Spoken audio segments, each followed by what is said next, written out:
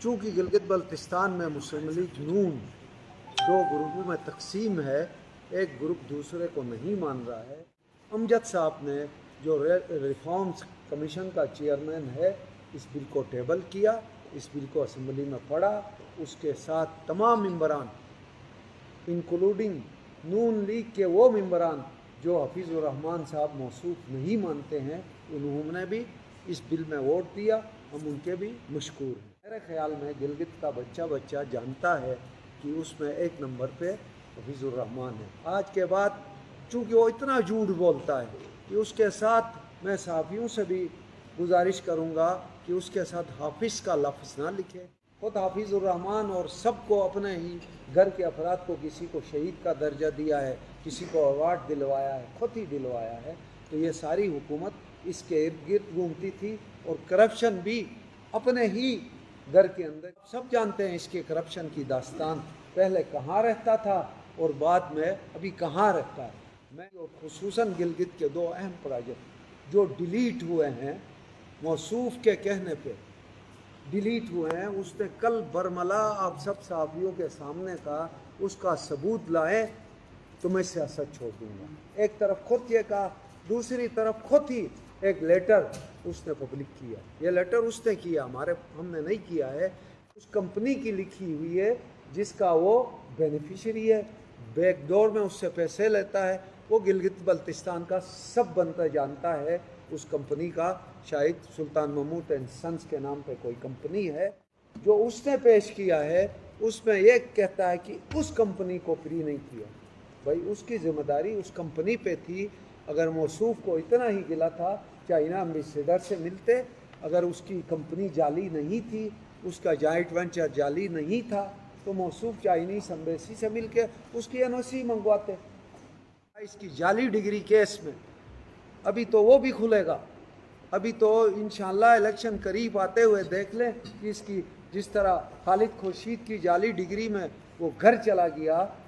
مجھے پتہ نہیں اس نے کہیں اس ڈگری کو کسی فورم میں اپنی بینیفٹس کے لیے استعمال کیا نہیں کیا، مجھے نہیں معلوم، لیکن موصوف نے 2009 کے ٹیکنوکریٹ کے الیکشن میں پورا ڈاکومنٹس جمع کر کے اپنے آپ کو ایلیجیبل ہوا، اور 3 بندوں میں جس میں 2 گواہ آج بھی زندہ ہے، ایک اسلم صاحب اور ایک محترم جناب مولانا سرور شاہ صاحب، ٹاسک کے ذریعے مولانا سرور شاہ صاحب آئے، اور وزیر اعظم شہباز شریف۔ حاجی گلبر صاحب کو جو حکومت دی گئی ہے، یہ مسلم لیگ نون کے صدر سابق اور موجودہ وزیر اعظم شہباز شریف صاحب کے کہنے پہ دی۔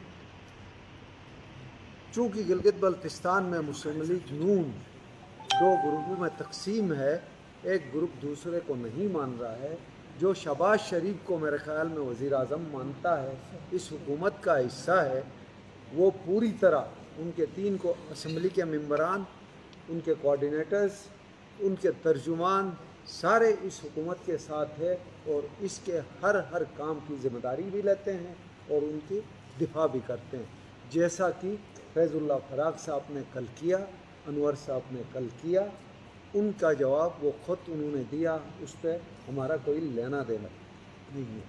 تیسری بات، لینڈ ریفارم کے حوالے سے آپ سب جانتے ہیں کہ پیپلز پارٹی کی ایک تحریک تھی 2015-16 سے جا کے اب اس حکومت نے، جس کی قیادت حاجی گلبر صاحب خان صاحب کر رہے ہیں، اس کی قیادت میں امجد صاحب نے جو ریفارمز کمیشن کا چیئرمین ہے، اس بل کو ٹیبل کیا، اس بل کو اسمبلی میں پڑھا، اس کے ساتھ تمام ممبران انکلوڈنگ نون لیگ کے وہ ممبران جو حفیظ الرحمان صاحب موصوف نہیں مانتے ہیں، انہوں نے بھی اس بل میں ووٹ دیا، ہم ان کے بھی مشکور ہیں۔ تیسری بات، کرپشن کے حوالے سے گلگت بلتستان کا تو بچہ جانتا ہے، 3 حکومتیں یہاں گزری ہے، ایک مہدی شاہ کی حکومت، ایک حفیظ کی حکومت، اور ایک ابھی گلبر خان صاحب کی حکومت، یہ گزر رہی ہے، اور درمیان میں خالد خورشید صاحب کی حکومت۔ ان 3-4 حکومتوں کا موازنہ اگر کرپشن کے حوالے سے کیا جائے تو میرے خیال میں گلگت کا بچہ جانتا ہے کہ اس میں ایک نمبر پہ حفیظ الرحمان ہے۔ آج کے بعد چونکہ وہ اتنا جھوٹ بولتا ہے کہ اس کے ساتھ میں صحافیوں سے بھی گزارش کروں گا کہ اس کے ساتھ حافظ کا لفظ نہ لکھے، کیونکہ یہ ہمارے حافظ قرآن جو حفظ کرتا ہے اس کو ٹائٹل ملتا ہے۔ یہ تو ابھی اتنا ہے کہ خود بھی اپنا ہی خود حافظ الرحمن اور سب کو اپنے ہی گھر کے افراد کو کسی کو شہید کا درجہ دیا ہے، کسی کو ایوارڈ دلوایا ہے، خود ہی دلوایا ہے۔ تو یہ ساری حکومت اس کے ارد گرد گھومتی تھی اور کرپشن بھی اپنے ہی گھر کے اندر کیا ہے۔ آپ سب جانتے ہیں اس کے کرپشن کی داستان، پہلے کہاں رہتا تھا اور بعد میں ابھی کہاں رہتا ہے۔ میں اینٹی کرپشن جو ادارہ بنا ہوا یہاں اس سے بھی کہتا ہوں کہ آپ صرف سرکار کے اخراجات پہ بوجھ نہ بنے، اس طرح کے لوگوں پہ انکوائریز بھی کیا کریں۔ موصوف نے کل پرسوں پریس کانفرنس میں پیپلز پارٹی اور خصوصاً گلگت کے 2 اہم پروجیکٹ جو ڈیلیٹ ہوئے ہیں، موصوف کے کہنے پہ ڈیلیٹ ہوئے ہیں، اس نے کل برملا آپ سب صحافیوں کے سامنے کہا اس کا ثبوت لائیں تو میں سیاست چھوڑ دوں گا۔ ایک طرف خود یہ کہا، دوسری طرف خود ہی ایک لیٹر اس نے پبلک کیا۔ یہ لیٹر اس نے کیا، ہم نے نہیں کیا ہے۔ اس پہ تفصیل اس کمپنی کی لکھی ہوئی ہے جس کا وہ بینیفیشری ہے، بیک ڈور میں اس سے پیسے لیتا ہے۔ وہ گلگت بلتستان کا سب بندہ جانتا ہے اس کمپنی کا، شاید سلطان محمود اینڈ سنس کے نام پہ کوئی کمپنی ہے۔ اور موصوف اس پورے لیٹر میں جو اس نے پیش کیا ہے اس میں یہ کہتا ہے کہ اس کمپنی کو فری نہیں کیا۔ بھائی اس کی ذمہ داری اس کمپنی پہ تھی۔ اگر موصوف کو اتنا ہی گلا تھا چائنا امبیسیڈر سے ملتے، اگر اس کی کمپنی جعلی نہیں تھی، اس کا جوائنٹ وینچر جعلی نہیں تھا تو موصوف چائنیز امبیسی سے مل کے اس کی این او سی منگواتے۔ دوسری بات اس نے کہا کرپشن، اگر موجودہ حکومت اس پروجیکٹ میں کرپشن کرتی، خود موصوف کہتا ہے کہ اس میں جی آر سی بنی، پی آر سی بنی، اس نے ریجیکٹ کیا ہے۔ اگر کرپشن ہوتی، حاجی گلبر خان صاحب اور اس کی کیبنٹ کا کوئی وزیر، ایون پیپلز پارٹی سفارش کرتی پی آر سی کیا جی آر سی سے، یہ ریجیکٹ ہوتا۔ یہ تو گورنمنٹ کے انڈر ماتحت آفیسران نے کیا، لیکن اس کے باوجود گورنمنٹ نے کوئی انفلوئنس نہیں کیا۔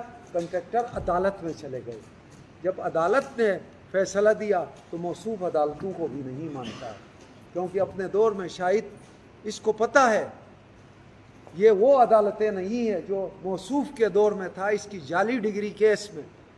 ابھی تو وہ بھی کھلے گا، ابھی تو انشاءاللہ الیکشن قریب آتے ہوئے دیکھ لیں کہ اس کی جس طرح خالد خورشید کی جعلی ڈگری میں وہ گھر چلا گیا، مجھے پتہ نہیں اس نے کہیں اس ڈگری کو کسی فورم میں اپنی بینیفٹس کے لیے استعمال کیا نہیں کیا، مجھے نہیں معلوم، لیکن موصوف نے 2009 کے ٹیکنوکریٹ کے الیکشن میں پورا ڈاکومنٹس جمع کر کے اپنے آپ کو ایلیجیبل ہوا، اور 3 بندوں میں جس میں 2 گواہ آج بھی زندہ ہے، ایک اسلم صاحب اور ایک محترم جناب مولانا سرور شاہ صاحب، ٹاسک کے ذریعے مولانا سرور شاہ صاحب آئے۔ وہ جعلی ڈگری اس نے وہیں سے اپنے ایک چیلا تھا وہاں اس کا الیکشن کمشنر جو آج کل ایک سیکٹری ہے، اس کے ذریعے وہ جعلی ڈگری اور جو اس نے سرٹیفکیٹ جمع کرایا تھا ایکسپیرینس کا وہ بھی جعلی تھا، دونوں اٹھوائے۔ باقی ڈاکومنٹس موجود ہے، آج بھی موجود ہے، ہمارے ساتھ سامنے بھی موجود ہے اور سپریم اپیلیٹ کورٹ میں بھی موجود ہے۔ اس رات جب صبح فیصلہ ہونا تھا، موصوف یہ سمجھتے ہیں کہ سارے شاہد جج اس جیسے ہوں، رات کو پورا گلگت بلتستان جانتا ہے وہ جج صاحب کو انہوں نے راتوں رات یہاں گن رکھ کے یہاں سے گلگت سے اسلام آباد بھیج دیا۔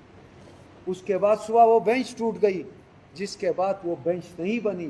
پھر وہی جج جو بعد میں ایکٹنگ چیف جسٹس بنا، اس نے یہ فیصلہ دیا چونکہ اس میں ہم فریق تھے، ہم پیش نہیں ہوئے، تو وہ ڈسمس اینڈ ڈیفالٹ کر دیا کہ فریق دوسرے آئے نہیں، ہمیں پتہ تھا ہم جاتے تو وہ بھی پھر بھی اس کے حق میں فیصلہ نہیں دیا۔ اب وہ فیصلہ نہیں ہے، ڈسمس اس بنیاد پہ کیا ہے کہ فریق شامل نہیں، اور موجودہ سپریم کورٹ کے جج نے بھی اس بنیاد پہ بعد میں ہم نے ریویو کیا اور اس بنیاد پہ اس کو ریجیکٹ کیا۔ میرٹ پہ فیصلہ آج بھی نہیں ہوا ہے، اس کا فیصلہ ہونا باقی ہے جعلی ڈگری کیس میں۔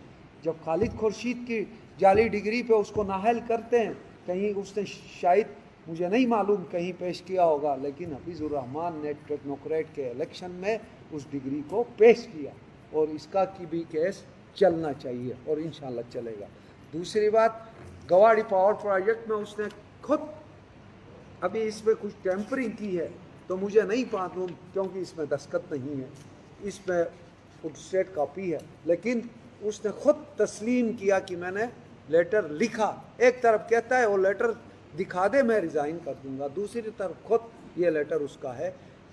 और इस लेटर की बिहाफ पे एक रिपोर्ट बनती है, मॉनिटरिंग रिपोर्ट, जो इस्लामाबाद से वो उसमें प्लानिंग कमीशन से कुछ ऑफिसर आते हैं यहाँ गिलगित में, आके यहाँ के ऑफिसर से मिल के मीटिंग करते हैं।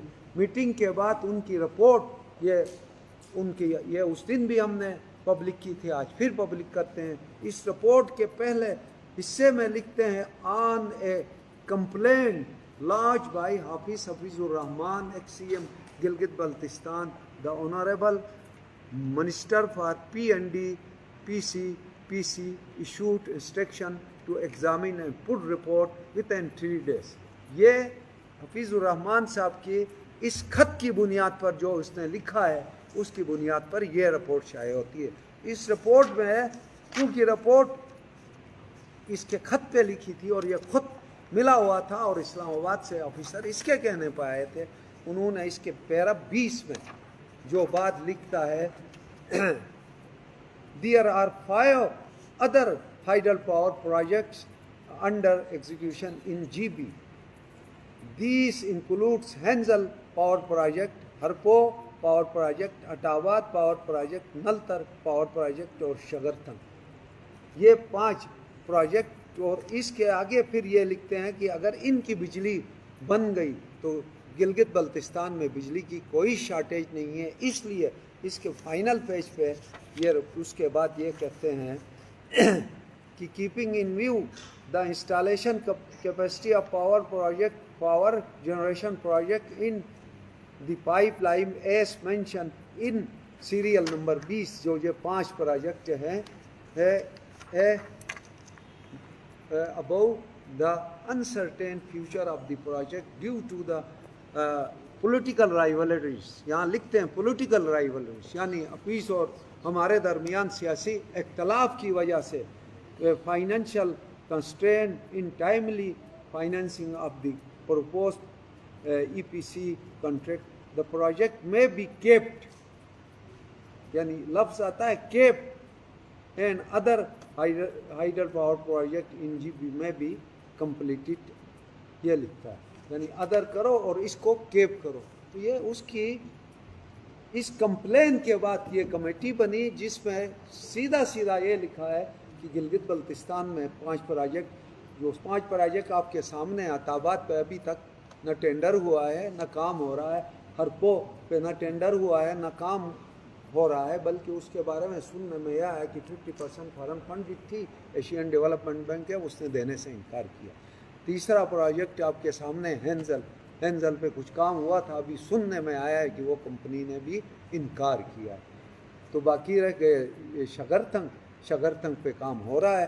तो ये इस प्रोजेक्ट्स की हकीकत है, और जिसमें हफीज़ुर रहमान और थक चिलास में भी आपको पता है ये शायद अनवर की राइवलरी में की होगी या उस प्रोजेक्ट में कुछ उसके 2 पार्टनर्स के दरमियान शायद कोई झगड़ा था और हफीज़ साहब उसका जरगा था। बैकडोर में हमने सुना है, हमारे पास सबूत नहीं है कि हम वो कहें कि उस पर भी इसने शायद कमीशन तलब किया था, जिसकी वजह से उनका जरगा नहीं हो सका और उस पर भी इसी वजह से वो प्रोजेक्ट डिलीट हो गया। तो अगर हफीज़ साहब को कुछ पैसे इसमें मिलते तो शायद वो इसके फेवर में लिख के देते, चूँकि इसको पता था कि इस कंपनी से इसको कुछ पैसा नहीं मिलना था, इसलिए वो ये लिखते कि इस प्रोजेक्ट को कैंसिल ना करे, इस टेंडर को कैंसिल करे, ये लिखते तो हम फिर भी बात मानते। प्रोजेक्ट को ही ख़त्म करा है। और ये प्रोजेक्ट मुझे याद है जब मैं कॉलेज के ज़माने में 90 की बात थी, 3 मेगावाट से शुरू हुआ था और जाफ़र साहब उस हल्के का चूँकि मेंबर थे वो लेके चल रहे थे PC1, गवाड़ी और हेंजल के, और वो उस ज़माने में 3 मेगावाट से होते होते आज 30 मेगावाट हो गया और मंजूर हो गया और टेंडर भी हो गया। अब काम शुरू होना था, मौसूफ की वजह से वो प्रोजेक्ट डिलीट हो गया। ये आएगा फिर भी, हमें यकीन है, इंशाल्लाह। हम भी लगे हुए हैं, गवर्नमेंट भी लगी हुई है, टेंडर भला कोई भी ले ले, लेकिन प्रोजेक्ट ख़त्म नहीं होना चाहिए। प्रोजेक्ट इस गिलगित बल्तिस्तान, इस गर्मी में भी आपको पता है गिलगित में लोड शेडिंग हो रही। अगर ये लिखता ना, हम लिखते 2 प्रोजेक्ट और, एक शगरथंग और एक ये ग्रिड, रीजनल ग्रिड का। ये ट्रांसपेरेंसी इंटरनेशनल मेरे कंपनी नहीं है, या मेरे किसी गिलगित बल्तिस्तान की किसी की कंपनी नहीं है। ट्रांसपेरेंसी इंटरनेशनल ने लिख के दिया था उस वक़्त कि ये जो शगरथंग है या ये जो है रीजनल ग्रिड, इसमें इरेगुलरिटीज़ हुई, ये उस कंपनी ने लिख के दिया। ये भी आपको साफियों को हम देते हैं। और इसमें इसलिए ये पास हुआ क्योंकि इसमें हफीज़ साहब जिस कंपनी से पैसे लेते हैं उसके लिए, बल्कि अनवर साहब ने, मुझे याद है किसी भी फोरम में ग्रिड नाम ही ग्रिड रखा था हफीज़ साहब का, और उस ग्रिड के ओरिजिनल PC1 जो था उसमें यानी पूरा गिलगित रीजन था, जिसमें दियामर डिवीज़न और गिलगित डिवीज़न, बाद में दियामर डिवीज़न को डिलीट कराया गया।